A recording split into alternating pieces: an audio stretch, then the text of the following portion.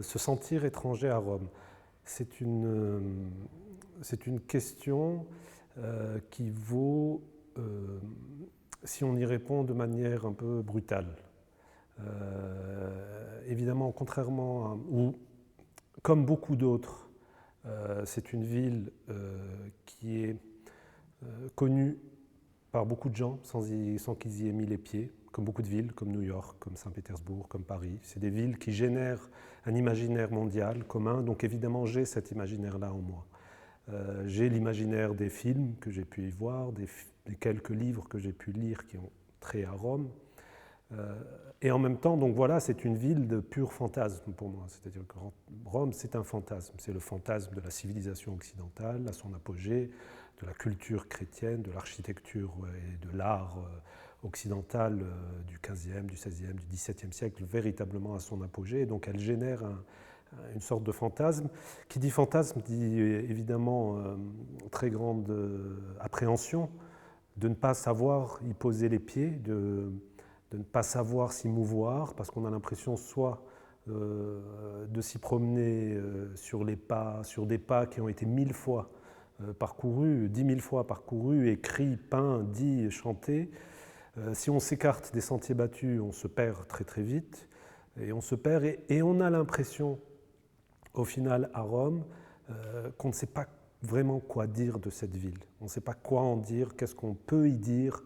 On est un peu tétanisé à la fois par cette beauté éternelle, c'est un cliché en l'occurrence, cette beauté oui, qui tétanise, parce elle tétanise littéralement, parce que c'est une ville comme figée dans l'histoire, dans son histoire plurimillénaire. Et en cela, légère digression, elle me rappelle Istanbul, qui est aussi une histoire de 2 millénaires et aussi une succession de strates historiques et civilisationnelles, mais qui ne génère pas ce sentiment de fatigue, de vieillesse, de sentiment d'être figé dans quelque chose. Donc être étranger à Rome, oui, on est tout le temps ramené à son étrangeté, d'autant plus que les Romains ne parlent pas trop les langues étrangères. C'est un sentiment aussi à la fois très doux, l'étranger. Être étranger dans une ville, c'est très bien. Parfois, ne pas connaître la langue de la ville, ne pas y avoir trop de repères. Et c'est ce que je disais au début, on a à la fois beaucoup de repères littéraires, historiques, artistiques, et en même temps peu de choses. Donc de ce point de vue-là, avoir fait le voyage depuis l'Algérie, depuis Alger, à Rome, c'est un voyage. Comme on dit le voyage en Italie, il y a le voyage à Rome, évidemment, et il est valable aussi pour moi, ce voyage-là, sur les traces non pas de Stendhal, mais plutôt de Pasolini ou de Fellini ou de je ne sais qui sont d'absolus clichés, des clichés absolus.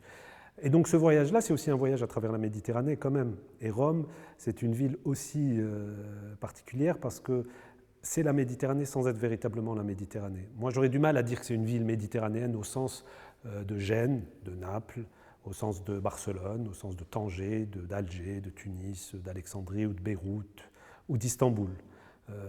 J'aurais du mal à dire de Rome qu'elle est méditerranéenne parce que justement c'est cette ville de civilisation, cette ville de haute culture qui fait que dans mon imaginaire, c'est toujours une histoire d'imaginaire, dans mon imaginaire une ville méditerranéenne c'est un peu une ville alanguie, avachie, abandonnée, pas de très haute culture, voilà, quelque chose de déglingué dans la Méditerranée, même si Barcelone c'est une ville de haute culture, ou Alexandrie évidemment.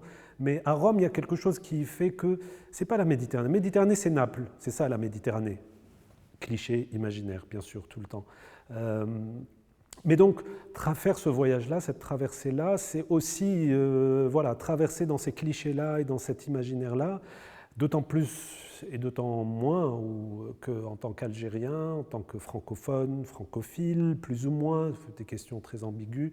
La Méditerranée, pour nous, c'est aussi le vis-à-vis concret qui est Marseille. Alger, c'est Marseille, Marseille, c'est Alger. C'est deux sœurs ennemies, les meilleures sœurs ennemies du monde, c'est à Marseille et Alger, parce qu'on a l'impression qu'elles sont jumelles alors qu'elles ne se ressemblent pas du tout, mais en même temps, elles sont sœurs. Et donc voilà, s'inscrire dans cette topographie, dans cette géographie méditerranéenne, voyager à Rome, c'est un peu ça. C'est un voyage qui n'est pas le même que celui de Barcelone, je dirais, ou que celui de Beyrouth. Le voyage à Rome, il est particulier parce qu'il y a cette civilisation, cette histoire romaine qui est forte, qui est trop forte probablement, trop pesante, trop présente, oppressante, et qui fait qu'à Barcelone, je me sens dans un abandon, dans un relatif abandon, à Vachy, comme je dis, à Languille. Il y a cette fameuse douceur et violence méditerranéenne, ce n'est pas la douceur et la violence romaine.